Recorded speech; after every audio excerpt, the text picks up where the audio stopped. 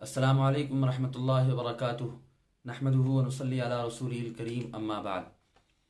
मौज़्ज़ज़ सामीन कराम, नाज़रीन कराम, जैसा कि आप तमाम हज़रात को मालूम है कि Jamia Subhania Green Park Colony Indore के ज़ेर एहतमाम और ज़ेर इंतज़ाम और ज़ेर सरपरस्ती व्हाट्सएप पर एक ग्रुप चल रहा है Darul Ifta Jamia Subhania Green Park Colony Indore के नाम से, जिसके अंदर बहुत सारे अहबाब शरीक हैं जो रोज़ाना अपने सवालात हमारे सामने पेश करते हैं। हम उनके जवाबात और उनका हल उनके सामने पेश करते हैं। इसी सिलसिले की पहली कड़ी है कुछ अहम सवालात जिन हजरात ने किए हैं। हम आज ऑनलाइन उनके सवालात के जवाबात आप हजरात के सामने नकल कर रहे हैं। आप हजरात से भी गुजारिश है कि आप हजरात भी अगर हमसे सवाल पूछना चाहते हैं तो हमारी ईमेल आईडी जो आप हजरात के सामने पेश कर दी जाएगी, और हमारे जो अहबाब हैं जिनके व्हाट्सएप नंबर आपको डिस्क्रिप्शन में भी मिल जाएंगे और यहाँ भी आपके सामने शो किए जाएंगे।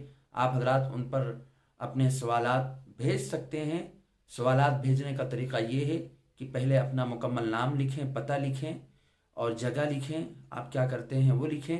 उसके बाद फिर सवाल लिखें, उसका जवाब इंशाअल्लाह हफ्ते के अंदर आप हजरात के सामने वीडियो की शक्ल में, ऑनलाइन शक्ल में आपके सामने पेश होगा। चुनांचे हम अपना ये सिलसिला शुरू करते हैं। हमारे सामने हमारे ही मुल्क एमपी के मशहूर मुफ्ती हैं, मुफ्ती इरशाद साहब नोमानी। उनका सवाल है कि एक औरत का इंतकाल हुआ और 5 घंटे पहले उससे लड़का हुआ था, हालत हमल की हालत थी और बच्चा पेट में था। उसके बाद विलादत हुई, बच्चा पैदा हुआ, उसका इंतकाल हो गया, तो अब उस औरत को गुस्ल कैसे देंगे? सीधी साधी बात है कि हालत निफास में जब बच्चा पैदा हो जाता है तो औरत को खून आता है, जिसको हम निफास की हालत कहते हैं। उस खून के अंदर अगर किसी औरत का इंतकाल हो जाता है तो उसके गुस्ल देने का तरीक़ा क्या होगा? मुफ्ती साहब, अर्ज़ ये है कि जिस तरीक़े से नापाक शख्स का इंतकाल हो जाए या किसी हैज़ की हालत में किसी औरत का इंतकाल हो जाए उसको हम गुस्ल देते हैं, ब्याई नहीं, इसी तरह इस औरत का भी गुस्ल दिया जाएगा और उसी तरह उसको नहलाने का जो तरीक़ा है वही तरीक़ा, जो मसनून तरीक़ा है, उसी तरीक़े से नहलाया जाएगा और उसी पर अमल किया जाएगा। दूसरा सवाल है, एक हमारे दोस्त भी हैं, रईस भाई हैं, भिवंडी मुंबई में रहते हैं। उनका सवाल है कि एक शख्स कई सालों से कुर्बानी नहीं करवा रहा था, उसको इस बात का इल्म नहीं था, अब वो कुर्बानी करना चाहता है तो उसकी क्या सूरत होगी? फ़ुक़हाए किराम ने, खुसूसन अल्लामा शामी रहमतुल्लाह अलैह ने फतावा शामी में ख़ास तौर से ये बात नकल की है कि अगर कोई शख्स जिस पर कुर्बानी वाजिब थी और उसने कुर्बानी नहीं की, अब अगर वो कुर्बानी करना चाह रहा है, उसका इजाला चाहता है, तो जाहिर सी बात है कि जो कुर्बानी का सवाब है, जो ज़बह करते हैं और खून का कतरा जो बहाया जाता है, जो उसका सवाब मिलता है, वो तो अब मैसर नहीं होगा। उसका तरीक़ा ये है कि मुतवस्सित जानवर, मुतवस्सित बकरा या बकरी की जो कीमत हो उस कीमत को लेकर वो क्या करे, सदका कर दे, किसी मदरसे में दे दे या किसी गरीब को दे दे। इसलिए रईस भाई, अगर वो शख्स आपसे मुंसलिक हैं तो आप उनसे कहें कि आपने जितने साल की कुर्बानी नहीं की है, मुतवस्सित जानवर देखें कि एक मुतवस्सित जानवर, दरमियानी जानवर कितने का इस वक्त है, 5,000, 10,000, 7,000 का, उतनी कीमत लेकर उस कीमत को क्या करें, सदका कर दें। जी जी।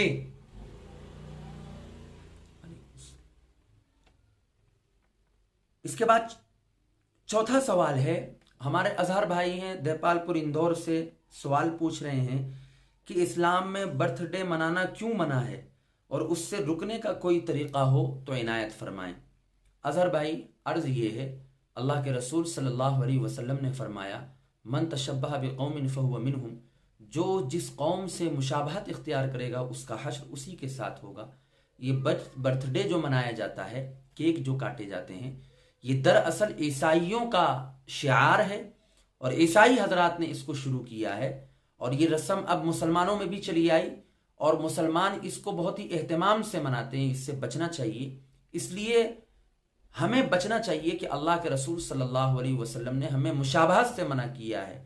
हमें तो सुन्नत वाला काम करना चाहिए।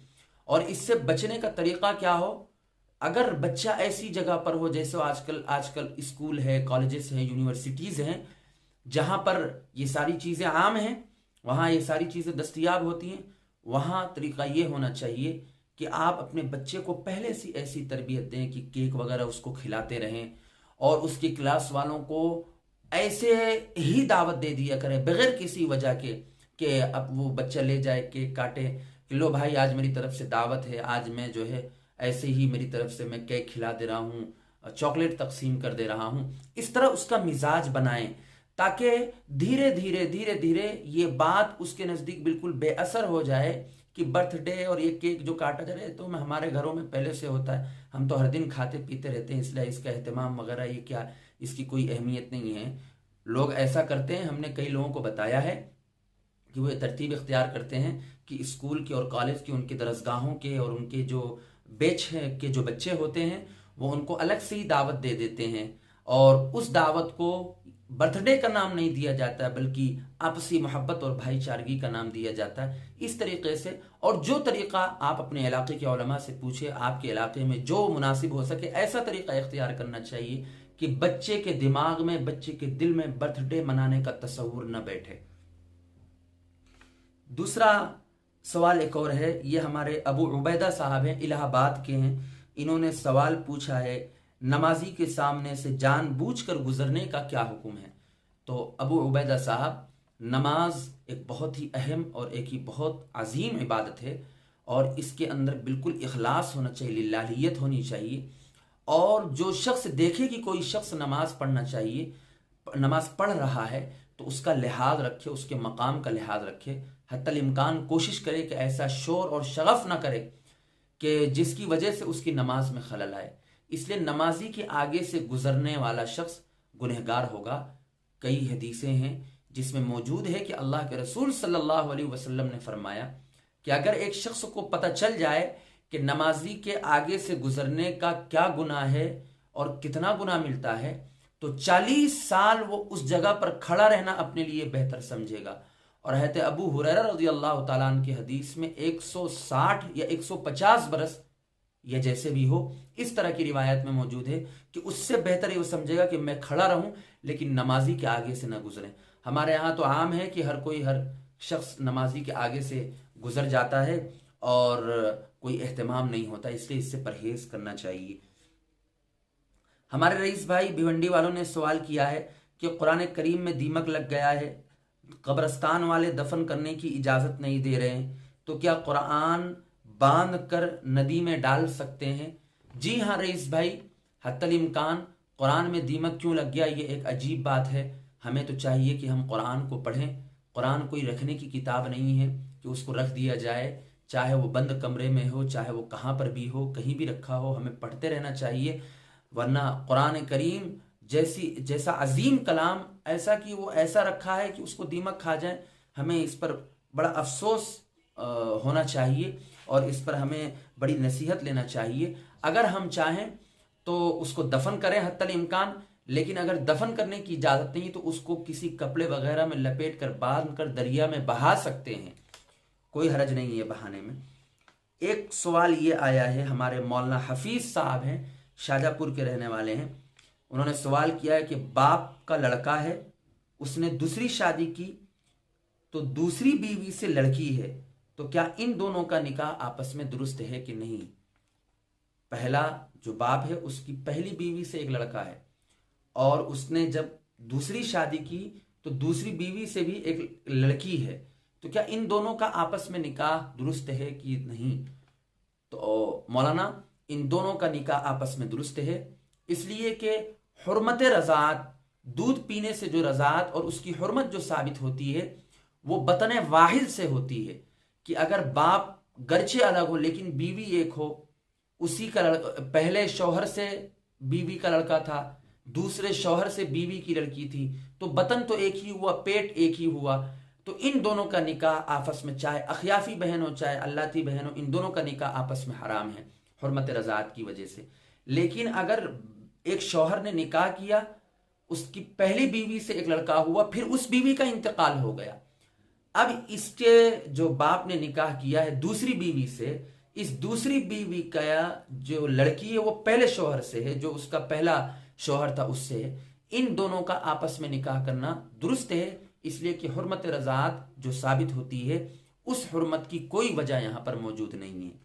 फिर हमारे राशिद भाई ने, प्रतापगढ़ के रहने वाले हैं, फिल वक्त बंबई में रह रहे हैं, उन्होंने सवाल किया है कि आवाम में मशहूर है कि मैयत को दफनाने के बाद जब लोग 40 कदम कब्रस्तान से दूर होते हैं तब हिसाब किताब शुरू होता है।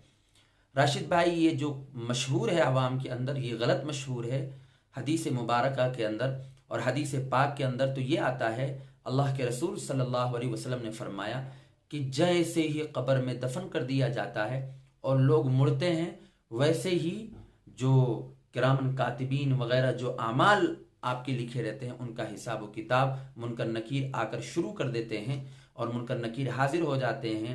हत्ता के हदीस में यह है कि कब्र में साहिब कब्र जो है वो उनके चप्पलों की आवाज को भी सुनता है। 40 कदम चलना, इस तरह की कोई हदीस हमारी नजरों से नहीं गुजरी और हमें इसका इल्म नहीं है। और ये जो अवाम में मशहूर है, अवाम की बात तो ऐसी ही रहती है, रस्म व रिवाज के पाबंद रहते हैं, इसलिए उसका आप जो है बिल्कुल भी ध्यान न दें। ताबिश भाई झांसी के रहने वाले, उन्होंने सवाल किया है कि इलेक्ट्रॉनिक चीज से मच्छर मारना कैसा है। आजकल इलेक्ट्रॉनिक चीज चली है, उससे मच्छर को मारा जाता है। तो अर्ज ये है कि जब तक मुमकिन हो कि बगैर इसके हम मच्छरों को भगा सकते हैं, और मुमकिन है, ऑल आउट वगैरह है और अगरबत्ती वगैरह आजकल आ गई हैं जिनके जरिए और धुआं के जरिए हम भगा सकते हैं मच्छरों को। तो जब तक मच्छरों को हम किसी और चीज से भगा सकते हैं तब तक जलाना जायज नहीं है। और अगर वाकईतन कोई मजबूरी ऐसी है कि इन सब चीजों का इंतजाम ना हो सकता हो तो इससे हम मच्छरों को मार सकते हैं और इससे मच्छरों का जलाना ये जायज होगा, लेकिन मजबूरी की हालत में, इंतहाई अखीर सूरत में है। आजकल तो बस ऐसे ही चल चुका है, जिस तरह चाहते हैं उस तरह अमल करना शुरू कर देते हैं। ये चंद सवालात थे जो हमने आपके सामने नकल कर दिए हैं और ये सिलसिला इंशाअल्लाह हर हफ्ते चालू रहेगा। आप हजरात हमारे ईमेल आईडी और व्हाट्सएप ग्रुप की जो नंबरात डिस्क्रिप्शन में डाले गए हैं, आप हजरात उस पर अपने सवालात को भेज सकते हैं और जो सवाल निहायत ही अहम होंगे उन्हीं के जवाबात दिए जाएंगे। जो आम सवालात हैं उनके जवाबात आप अपने इलाके के मुफ्तियान किराम से भी हल करा सकते हैं।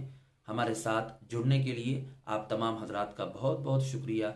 वस्सलामु अलैकुम वरहमतुल्लाहि वबरकातुहू।